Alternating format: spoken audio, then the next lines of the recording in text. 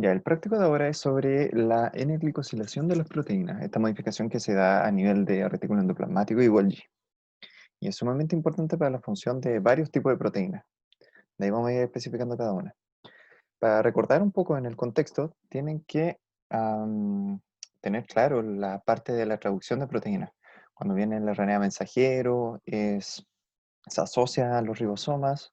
Luego, si es que es una proteína integral de membrana o va a ser secretada, tiene esta señal, el SRP, y este ribonucleoproteína, la SRP, va a reconocer esta señal que va a emerger del péptido, va a parar la traducción, va a transportarlo hacia el retículo endoplasmático y acá va a estar el receptor del SRP para luego generar la translocación de esta proteína al lumen del retículo endoplasmático. Ese es el conocimiento que se tiene como histórico sobre esta fase. De hecho, quería dejarle una pregunta, a ver si, qué es lo que opinan. Ahí pueden responder, ahí le envío la pregunta.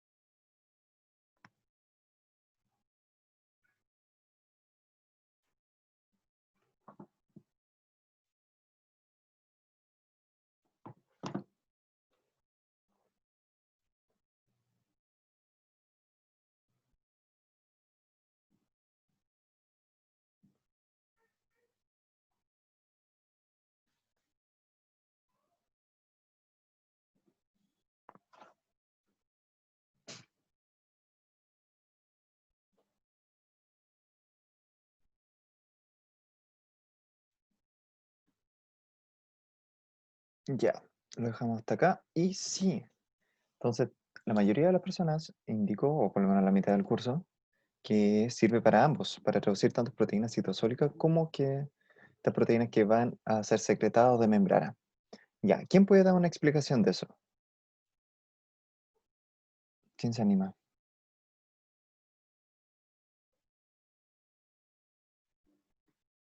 ¿Por qué creen que son ambos?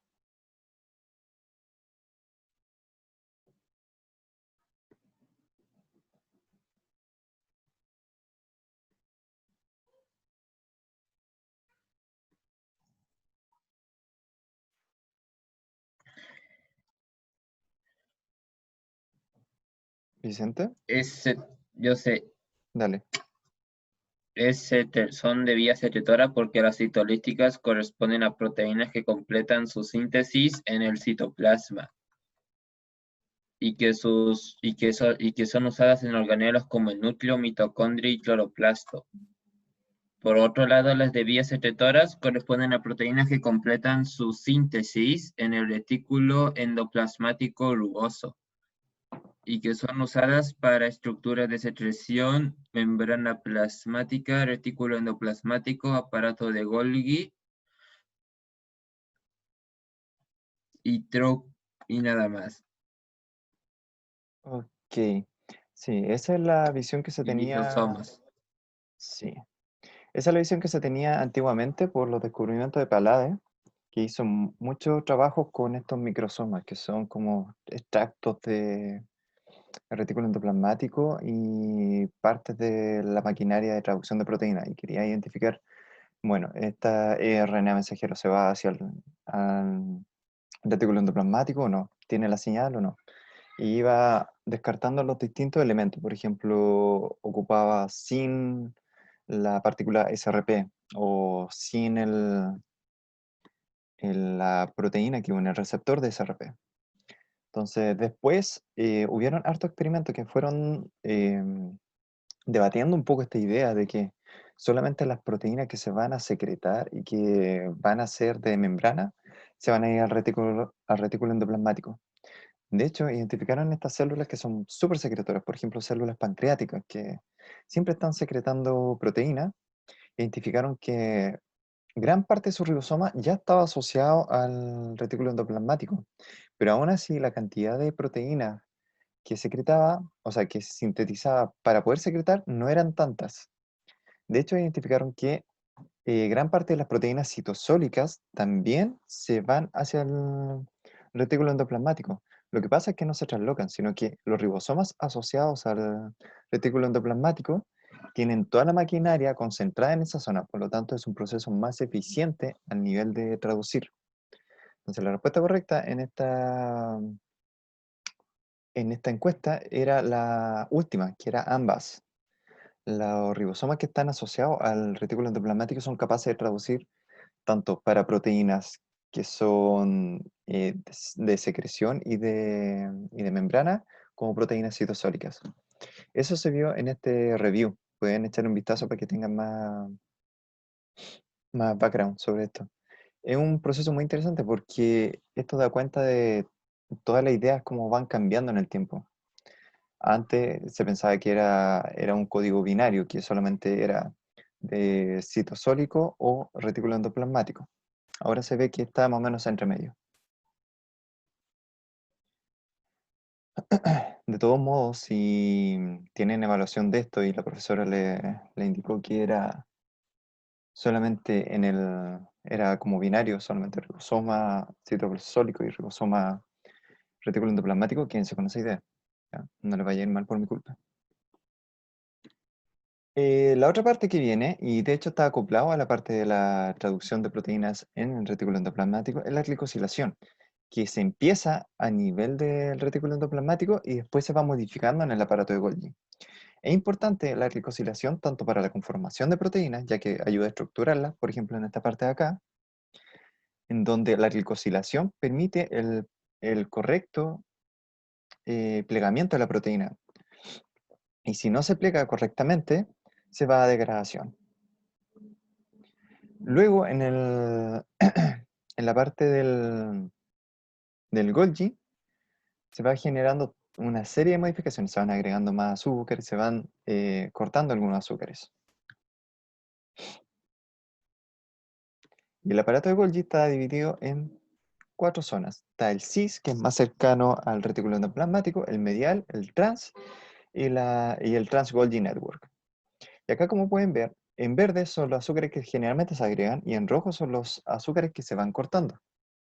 Dentro de esto tenemos varios tipos de azúcares que se van agregando y otros que se van cortando, generalmente manosa en las primeras partes. Y esto es muy importante porque se generan verdaderos árboles de azúcares. Y estos en sí van a contener distintos tipos de señales. Por ejemplo, algunas glicosilaciones van a ser importantes para la secreción de proteínas, incluso para la adhesión celular. También otras señales que son importantes, por ejemplo, la manosa 6-fosfato, que va a reconocer proteínas que van dirigidas al lisosoma. Entonces, todo este proceso de glicosilación es sumamente importante para las células.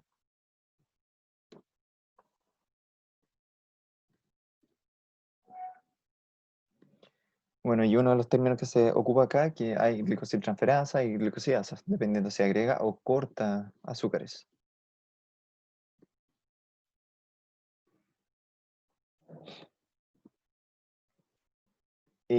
Una parte importante de esto que el Trans-Holding Network es una zona donde se genera el sorting de las proteínas, donde se identifica a qué lugar va a ir una proteína.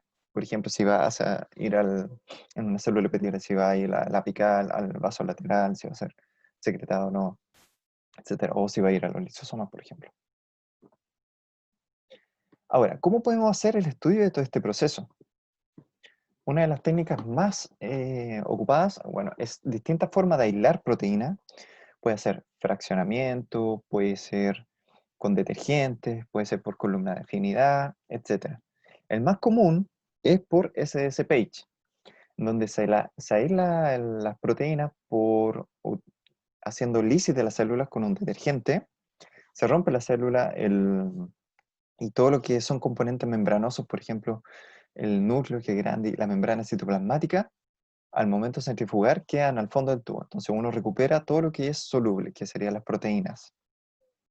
Luego de esta aislación de proteínas, hay que cuantificarla claramente para identificar cuántas proteínas tenemos por muestra, para después cargar, que en la nomenclatura que se le ocupa para poder agregar proteínas a este gel, que sea equitativo en todas las condiciones.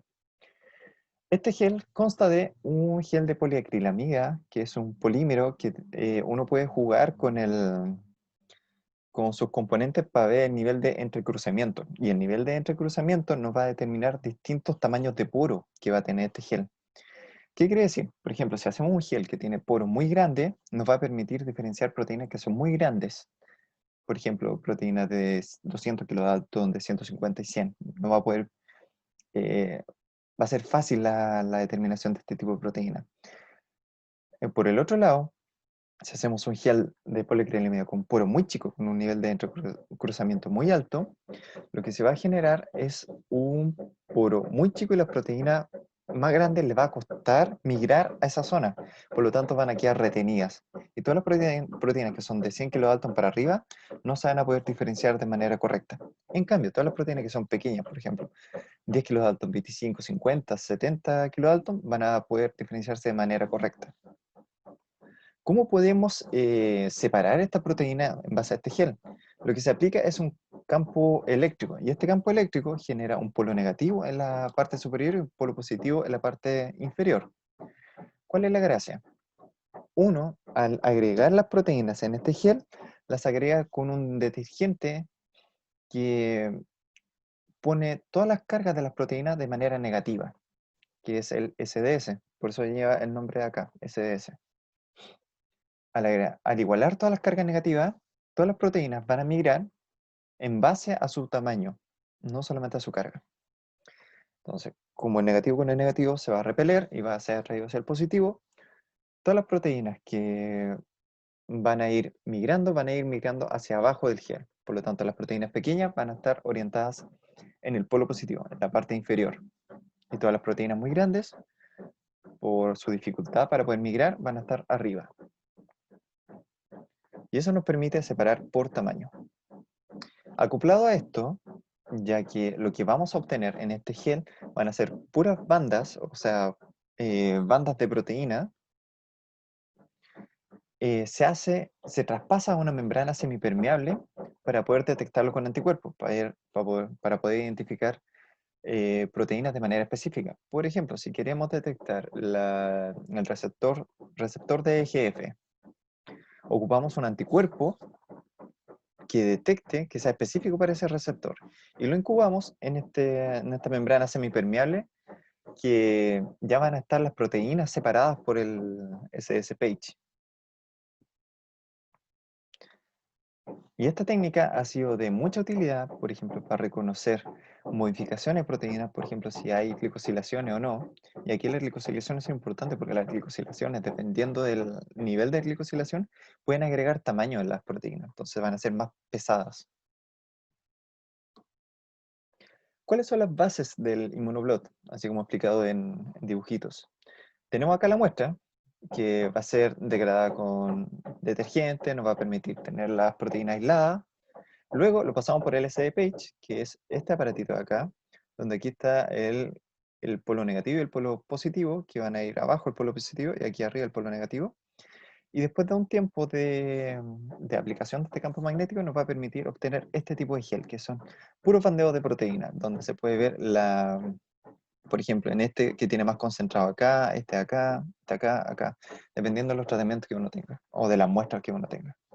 Luego de eso se traspasa a una membrana semipermeable, como lo había explicado antes, y esta membrana semipermeable se incuba con anticuerpos. ¿Cómo se hace el proceso de incubación? Aquí tenemos la membrana, se agrega un anticuerpo primario que va a reconocer cierta proteína en la membrana y se va a asociar a ella. Luego agregamos un anticuerpo secundario que va a tener una enzima, que es la HRP. Esta enzima, al aplicarle un sustrato, va a generar luminiscencia. Esta luminiscencia se traduce acá como un bandeo específico. Y esto puede ser recolectado por placas radiográficas que se hacían antiguamente, o aparatos electrónicos que van capturando la luz en tiempo. Aquí pueden ver, por ejemplo, cómo las distintas concentraciones de beta-actina, de beta-tubulina también, y GAPDH.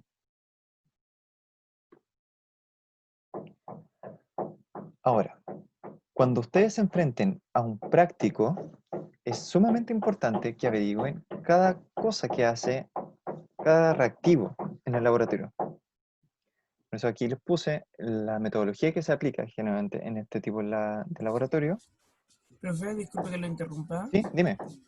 que se siente como un ruido y apenas lo escucho. ¿Ruido? Así como de martilleo. Oh, ¿verdad? Toda la razón. Ya. Sí, eso es difícil. A ver, ¿cómo lo puedo hacer? Esperen un poquito, ¿ya?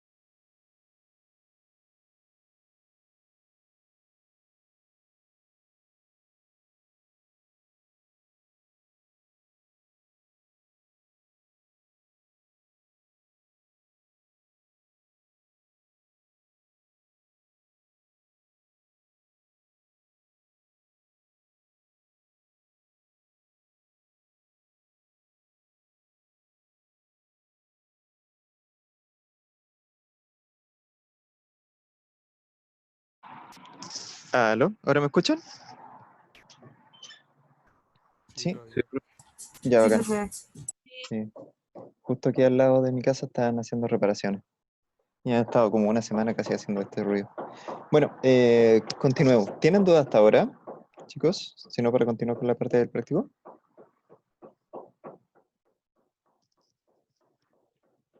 Ya.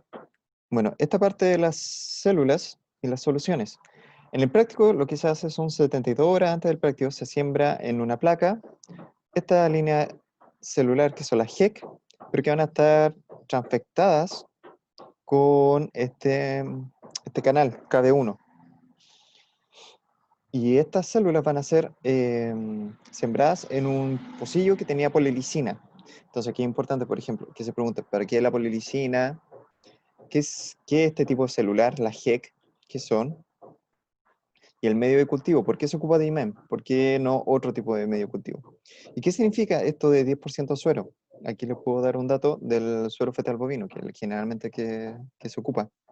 Y la gentamicina, ¿para qué sirve? 48 horas antes, ya 24 horas pasadas por esto, donde las células van a poder adherirse, van a poder proliferar, se añade tunicamicina a una concentración de 5 microgramos por ml, a partir de una solución de 5 miligramos por ml en DMSO. Y aquí es sumamente importante, y de hecho salen preguntas en el informe, de que averigüen para qué sirve la tunicamicina. 12 horas antes del práctico se añade brefeldina A. Y también es importante que sepan para qué sirve la brefeldina A. Acá les pongo una lista de todos los buffers que se ocupan, en que les puedo dar algunos detalles. Por ejemplo, el buffer salino generalmente se ocupa para poder limpiar las células. Es un buffer que sirve para mantener la osmolaridad de las células.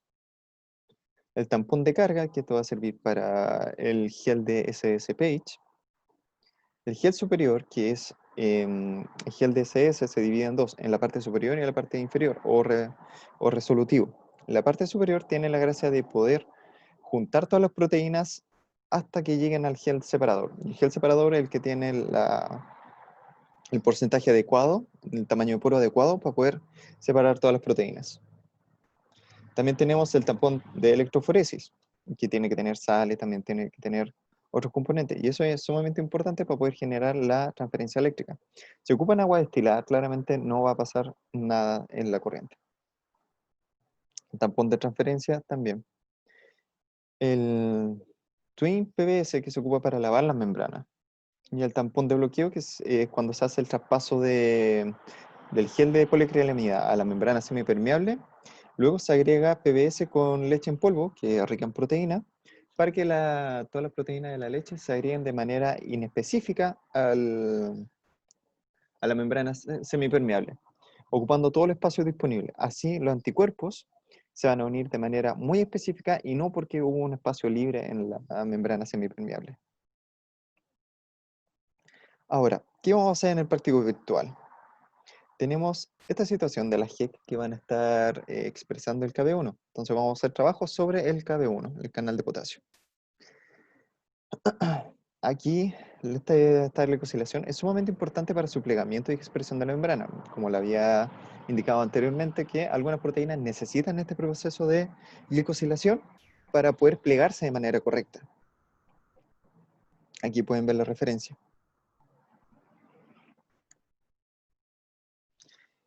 En el práctico virtual se propone hacer los siguientes trabajos. Primero, es identificar el peso de esta molécula. ¿Cómo lo pueden hacer? En esta página que se les dejó en la guía, acá tienen que pegar la secuencia. Y una vez que pega la secuencia, le ponen Submit. Y ahí les va a dar el peso. Luego, tienen que identificar los segmentos de transmembrana. ¿Cuántos segmentos de transmembrana tiene esta proteína? Para eso tienen que hacer lo mismo que antes. Toman la secuencia y lo pegan acá. Aquí le pueden poner un nombre si es que quieren. Y ahí le va a dar toda la secuencia de transmembrana que tiene esta proteína. Y ahora, la parte que más compete al práctico es identificar los sitios de glicosilación. Acuérdense que los sitios de glicosilación tienen dominios particulares, donde va a estar una asparragina en el caso de las N-glicosilaciones, o una serina treonina en el caso de las O-glicosilaciones. Entonces, van a poner la secuencia acá y lo van a poner Submit. Y ahí le va a dar todos los sitios que van a estar ponderados con un puntaje, que van a decir, es muy probable, poco probable, o no es probable para nada que tenga un sitio de glicosilación en esa zona. Y luego van a dibujar la proteína. Este es un sistema donde les va a dibujar la proteína de manera automática en la membrana. Y ahí van a poder identificar todos los sitios de glicosilación también, los sitios de segmento de transmembrana. Luego, también se les propone hacer esta actividad, que es repetir todo este procedimiento con una proteína de elección de ustedes. Ahí pueden escoger cualquier proteína de transmembrana. Tienen muchas a nivel celular, así que ahí pueden buscar alguna entretenida. También se les propone que averigüen qué hace específicamente la tunicamicina y la brefeldina A. Y en cuanto se les pide hacer un inmunoblot por dibujo, aquí tienen que identificar que tienen que ocupar un estándar de peso molecular. ¿Qué es un estándar de peso molecular? Es una mezcla de proteína o de péptidos que tienen tamaños determinados. Y esto sirve para poder identificar el tamaño de una proteína de una muestra. Por ejemplo, este marcador va a tener, proteínas de tamaño de 100 kilodalton, de 25, 75, 45, 30, etc. Entonces, en base a eso, al patrón de migración, uno puede identificar qué tamaño va a tener una proteína. Por ejemplo, si una proteína que ustedes están aislando, la corren al lado de este estándar de proteína y ven que está entre 100 y 75 kilodalton del estándar de proteína, significa que su proteína está entre esos rangos de peso. Y para ello se hace una regresión lineal. Ahí lo pueden buscar en internet cómo se hace la extrapolación de tamaño. Y ahí pueden sacar más o menos el tamaño de esta proteína, que va a estar entre esos dos pesos moleculares. En el segundo carril se les pide que pongan la GEC sin transfectar, que va a ser su control negativo, donde estas GEC no van a expresar este canal, el KB1. Luego, en el pocillo siguiente, van a dibujar ¿Cómo se vería el gel de proteína cuando tengan la GEC KB1 con un control sin tratamiento, sin aplicar ni tunicamicina ni ibrefaldinada? Los dos pocillos siguientes van a ser con tunicamicina y ibrefaldinada. Tienen que hacer un dibujo similar al que les mostré en el Immunoblot, donde, por ejemplo, si se van a detectar con proteína específica o si se van a detectar con SSPage, tienen que poner el patrón de bandeo. Eso, como pueden ver, el práctico no es muy largo, así que ahí pueden ver cómo lo hacen. ¿Tienen dudas? Yo sí tengo. Ya, adelante. ¿Estos se hacen ¿Cuál lo viste Drupal? primero? Sí, se hacen grupal. Seguimos con el mismo sistema de grupo. ¿De cuántas personas? ¿Un máximo de 4? Los mismos grupos que hicieron antes al inicio del laboratorio.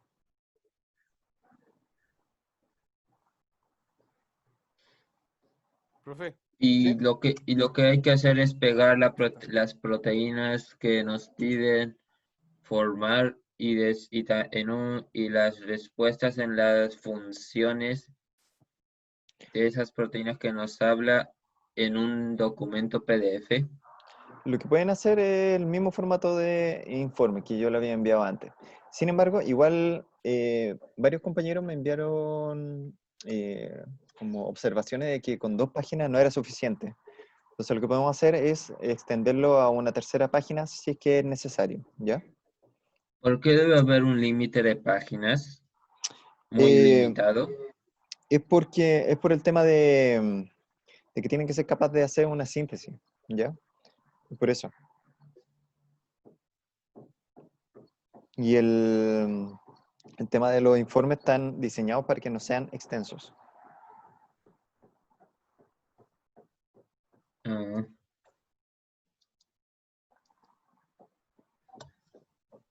Ya, ¿qué más tenía profe, duda? Sí, dime. los diferentes tipos de geles ocupados en el laboratorio se utilizan cuando difieren mucho los tamaños o Así es. podría Mira, decirse por los poros, ¿no?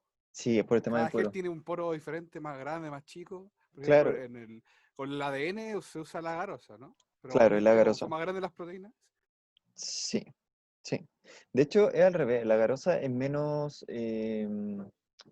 su tamaño poro es más grande comparado con el de poliacrilamida. De hecho, para las proteínas es más específico, o sea, más determinista en diferencia de tamaño. El ADN, como es tan grande, se ocupa estos geles de agarosa. Y ahí en los geles de agarosa también puedes variar el porcentaje. Por ejemplo, si quieres ver 100 pares base o 200 pares base, tu gel va a tener que ser muy alto en porcentaje. O si quieres ver 2 kilobase o 4 kilobase, también va a ser muy grande el tamaño del poro. En el caso del gel de poliacrilamida, lo que se hace es siempre tener claro qué proteínas tú vas a identificar primero. Por ejemplo, si quieres identificar este canal de potasio, lo primero que tienes que hacer es identificar cuánto pesa tu proteína.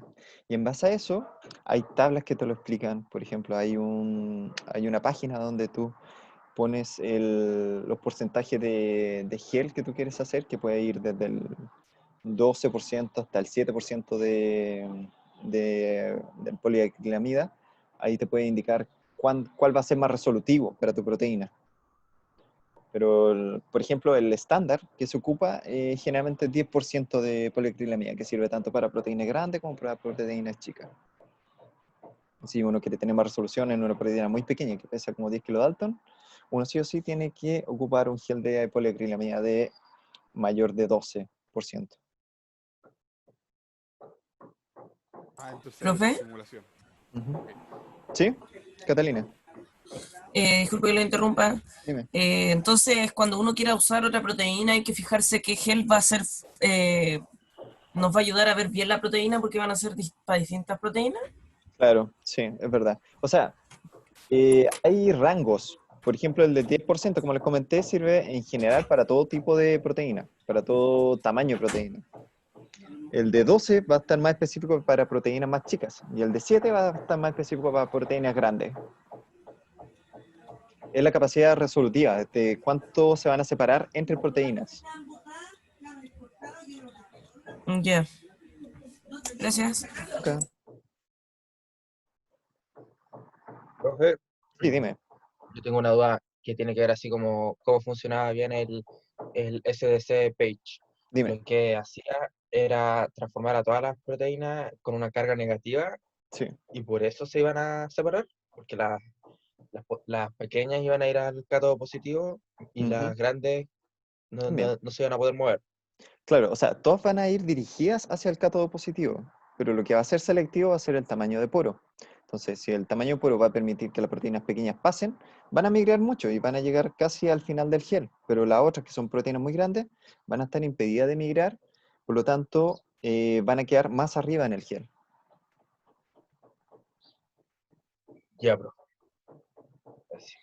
Ok. ¿Tienen más dudas?